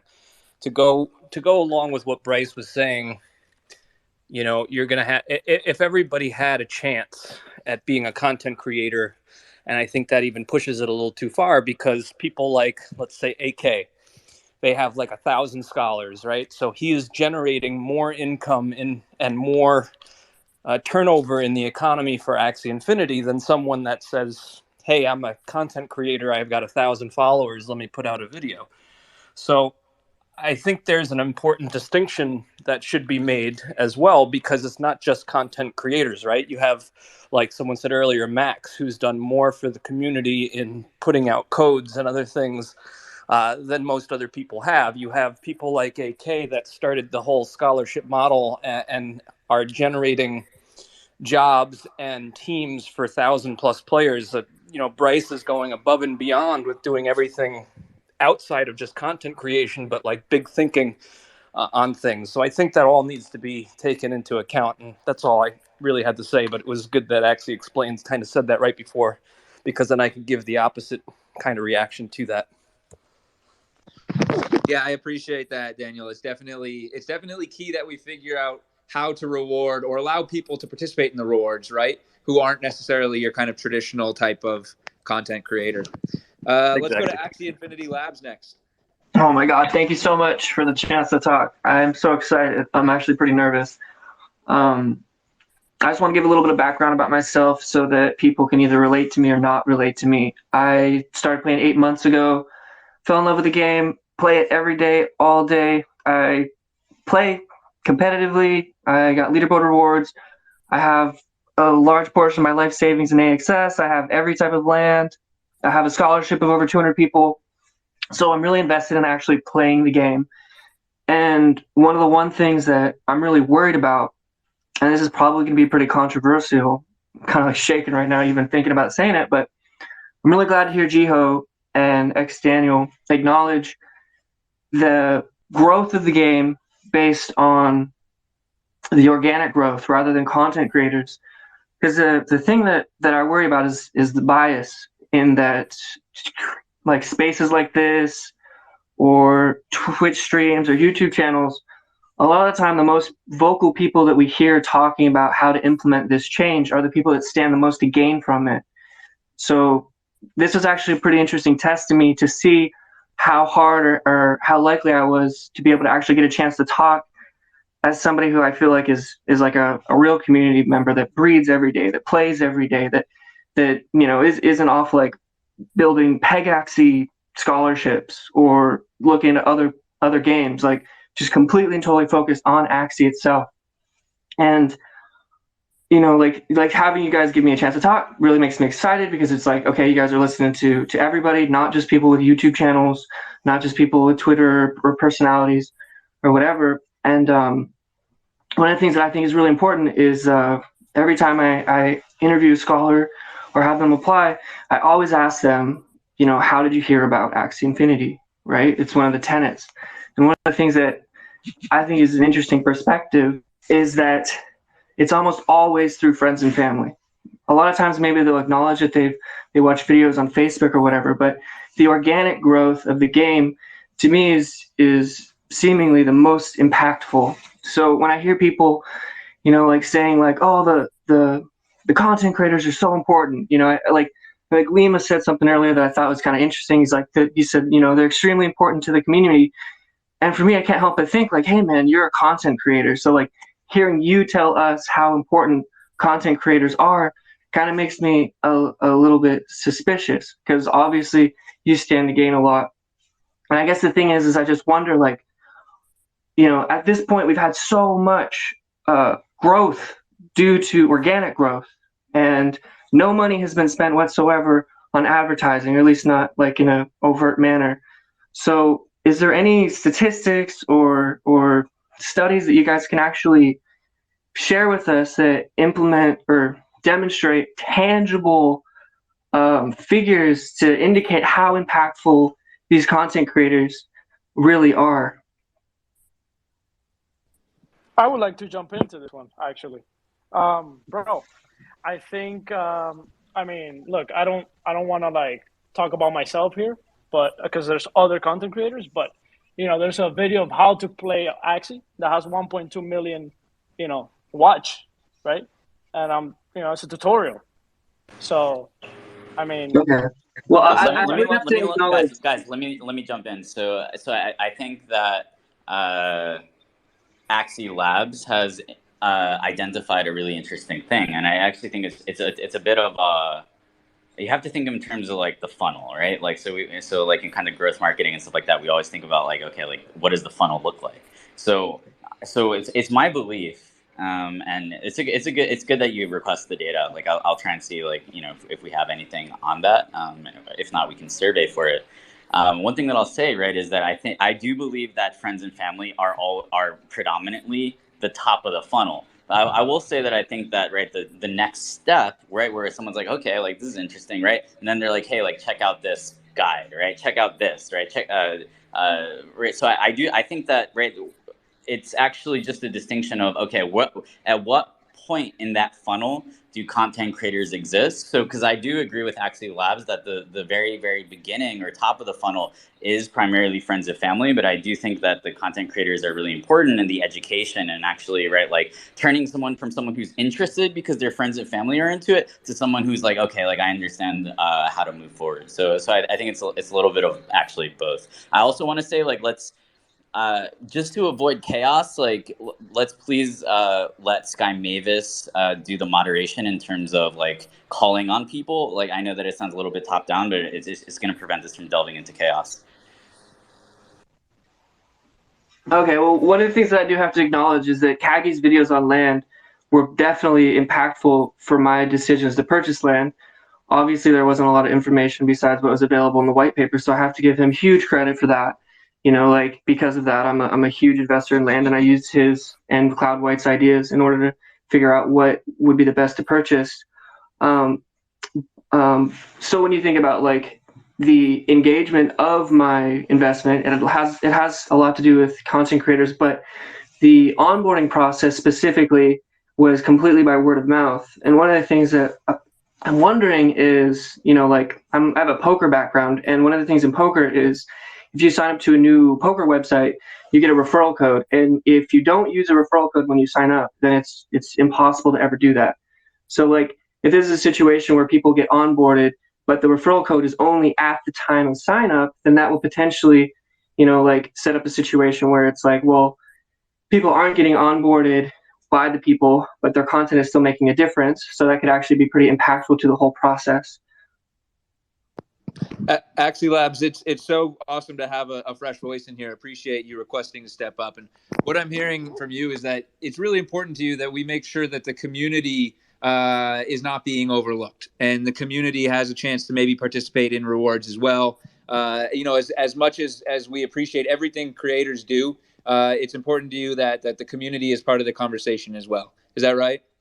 That's true. I would like to say one last thing though that I think is really important is like as a breeder and somebody that, you know, breeds to make unique Axies that are I think will be strong, but also meta Axies that I think are overpriced that I can sell so that I can raise funds to create more Axies or whatever.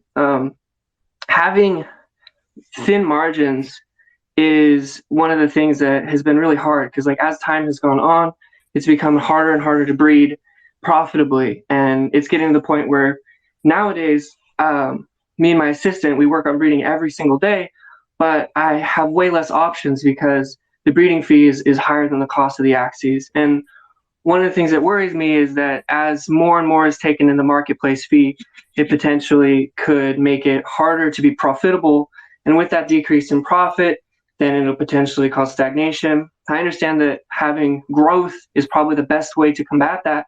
So I can understand that it'd be really important. But the thing that I wonder is like that growth has to specifically be more impactful than the detriment from taking that money out of the immediate economy. Obviously, it stays in the marketplace for the most part when you guys raise the marketplace, not the marketplace, it stays in the treasury, but taking it out of circulation potentially will prevent people from like building their scholarships more quickly, right? So I think it's just something that we have to be very, very careful about when we start messing with the economics, because now all of a sudden you're going to have, you know, like people breeding less or making less profit or just having less ability to continue to grow their investments or just their stables in general. 100%. I think these are all like really important parts, really important levers in the equation that we're all kind of discussing through here. I think next I'm going to pass it to Satoshi Nakamoto. I mean, Psycho. Go ahead, brother. Thanks. I was revealed there. But yeah, I think I want to touch a little bit on you know what you said on the first part, like what is the purpose of creator code, right? And I think you mentioned that, you know, while maybe you didn't find out about Axie from content creators, what they do add is a lot of value on an ongoing basis. That's at least I think if they are, you know, and what I would say is doing it right. Basically, they're educating the users in a good way and saying like transcribing what the team is saying in maybe a simpler way so that it comes out to a broader amount of people. And the way that I see the content creator code working is actually that if you enjoy someone's content, you can change it over time. So assuming that you feel like, okay, this week I'm watching someone who is very focused on land and I'm buying a lot of land, maybe it does make sense to use that code. And if you're the next week getting advice on battles, you know, great, then you can use that person's code. So that's the way that I would like to structure this. And in terms of the tax situation or what it means to increase the to like lower margins and that stuff, I think it's definitely worth considering. And we've certainly learned a lot from this situation. But talking about breeding and scholarships and that we might need to do that at a later point because it's such a massive topic. But I hope that that makes a little bit of sense to you. Appreciate that, Psycho. Thanks for the clarity. Guys, I think we're at about the 10-minute mark. I think we've been going for almost a solid 2 hours here. So I see another 6 hands up. Let's see if we can run through all these points. Hantao, why don't you take us off here?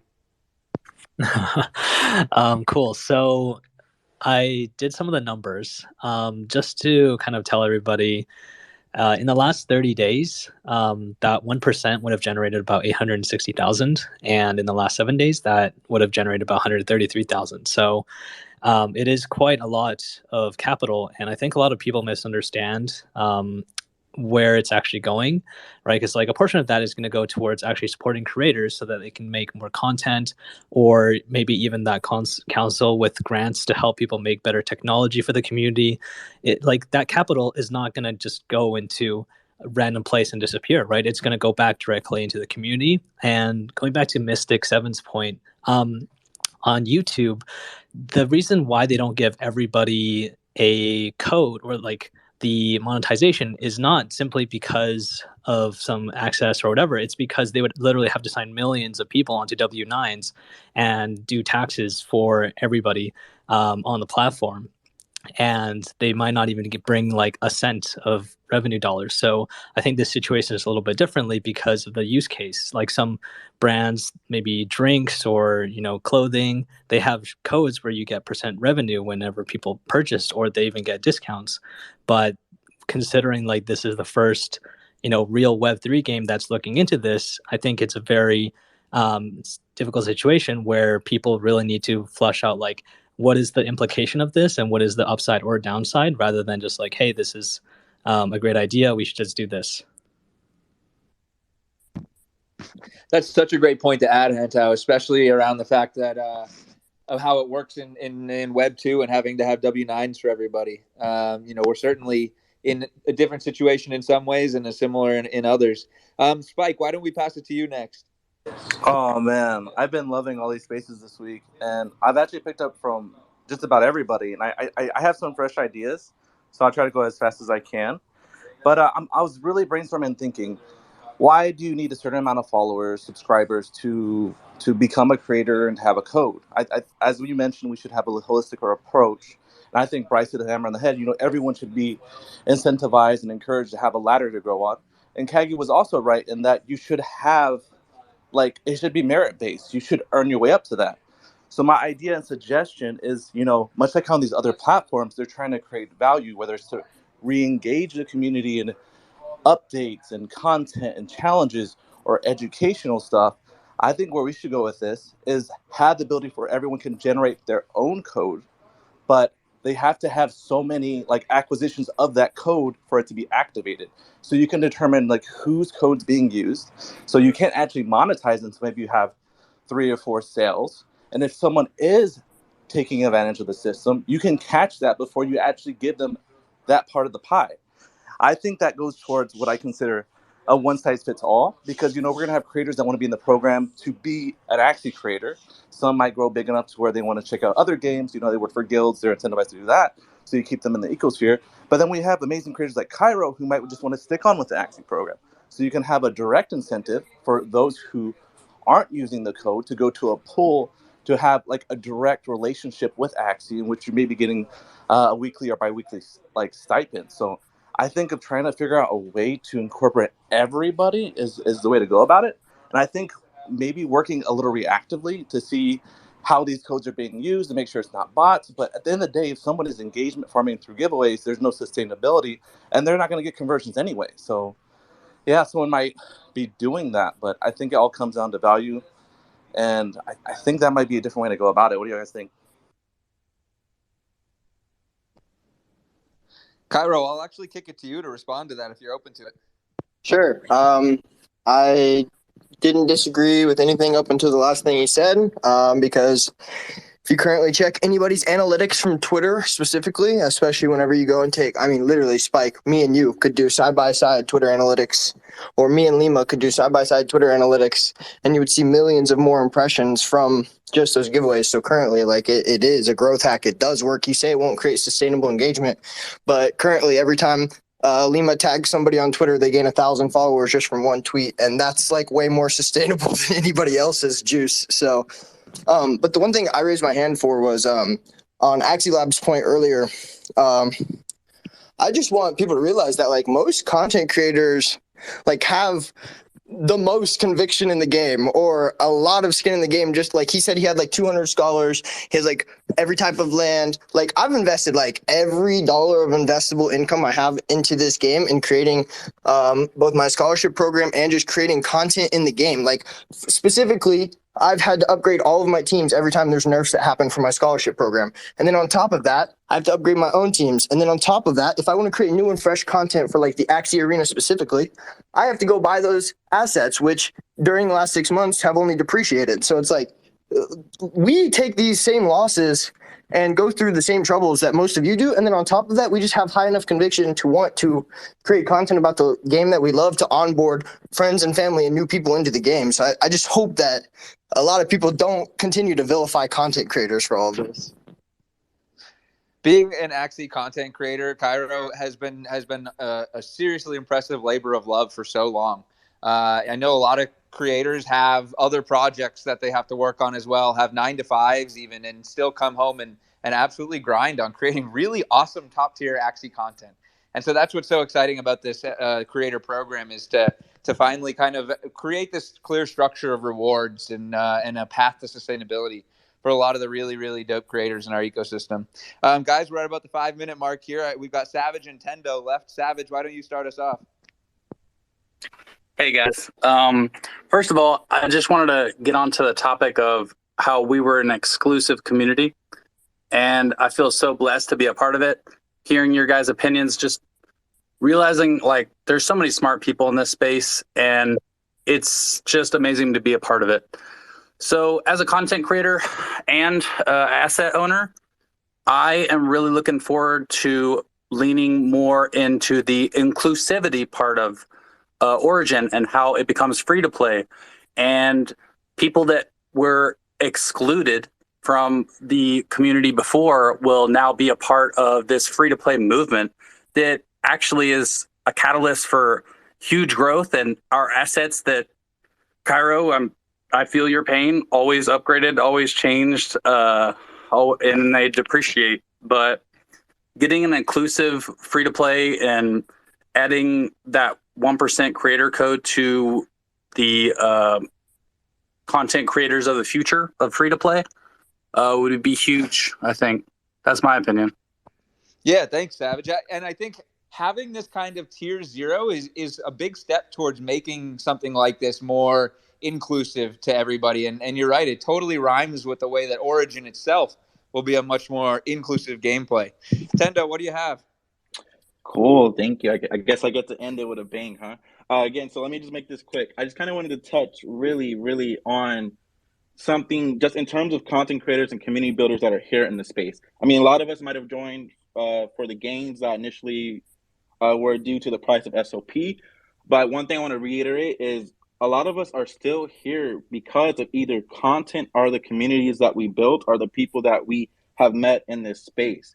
So moving forward, yes, word of mouth is going to be huge. I mean, that was huge for a lot of my scholars, my partners as well moving in. But what retained those gamers? What retained those players? It was those that are in the space. I mean, we can go on a lot about people that are here. Bryce, Geometric was, known as the Termi King. Good buys from different guilds, OGs like Arctic that are going to, be known for their collections and things like that. But moving forward, us as builders and content creators, when people enter this ecosystem through Origins, they're going to look for people to latch onto, people to build with. Of course, we love the game, but we like to also feel a part of something bigger than ourselves, right? We're going to latch onto the Kairos if we feel spicy. We're going to latch onto the spikes if we want to talk about positivity. These are just the things that essentially builders and content creators are going to bring to the space. I just wanted to leave that on that positive note because there's so many amazing people that are here. And we can go on about numbers and why we're here in the space. And right now we're going through a bear market, but what is keeping us here? Us as a community and our beliefs in the game. Like Cairo said, we have spent a good amount of money building our scholar teams and doing things because we enjoy the game. I've never looked at this as how much money we're going to make back. It's more about how can we continue to make this fun and engaging. So I'll leave it on that note. Thank you again, Quinn. Thank you again, G-Host. Thank you again for all the speakers that have joined. Much love to everybody. Meditate, hydrate, be great. Damn, what a way to end it, Tendo. I think you said something that does not get enough play. Every community, every content creator is a community builder. The sub-communities that content creators create within Axie are a big part of the glue that holds together the Axie community very much so. And I'll tell you what, as we grow with Origin launch, having strong sub-communities is going to be even more important than ever. All right, I think we have time for one more question. Extra Ray, Extra Rye, kick us off, and then we'll end it right after that. I thought I wasn't going to be able to speak, but thank you so much. So, just an intro. My name is Extra Rai. I'm a content creator from the Philippines. So, thank you for letting me hop in on the stages to speak up. So, first and foremost, thank you so much for this one. This is actually a great step in the right direction in terms of being more open and transparent to the public.